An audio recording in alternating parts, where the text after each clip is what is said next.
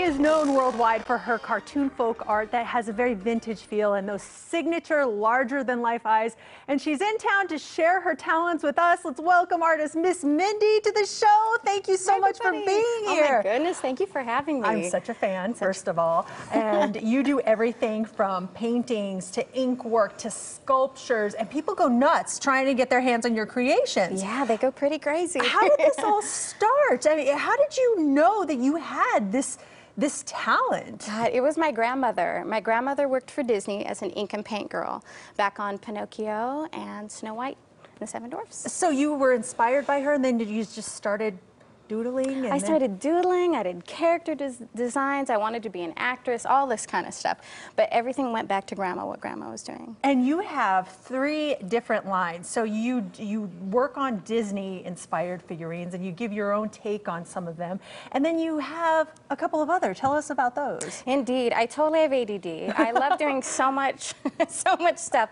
So I do, ink designs. I love doing character design. I worked for the animation studios for a long time, but what I've gotten most recognition for are my sculptures that I'm doing with Disney as a co-brand. And people can actually purchase these sculptures and possibly get them signed by you this weekend? Oh yeah, all weekend. Tell us where you're going to be. I'm going to be at the Magical Memories Gallery, and I'm running there right after this. Oh my goodness. So I'll be there, hopping in the car, so I'll be there from 5 to 7 tonight, and then also tomorrow and Sunday. So 5 to 7, and then noon to 2, and you can come and find me. You've got to go check her out, because you don't do these showings very often. No, I spring out of the ground on occasion like an elf, and I'm like, oh, I'm here. So let's see what you're working on here. Now tell us, this is a character that you created. This is from the mind of Mindy. Yes, what do we have? It's light. This is the bare bones of it right now, but this is like a carousel candy showgirl. And so I love designing for theatrical stuff. So that's what I'm going to be doing this weekend, and there we go. Now, explain when you are working on these designs. Obviously, it's a talent that you've cultivated over the years, but for someone like me, I cannot draw anything to save my life. Do you have any tips for people who really want to be better artists but just don't know how to do it? Oh man, people watching, going out, like seriously, I was at the Forum Shops last night and I was just drawing away, and make as many mistakes as possible. Just go out there, make a circle, put a big old eyeball on it. Just know you can't make mistakes, really. There's just no wrong way? No wrong way. Put a big old mouth on it, big old eyeball. You're done stamp. Now, I know you're going to be working on that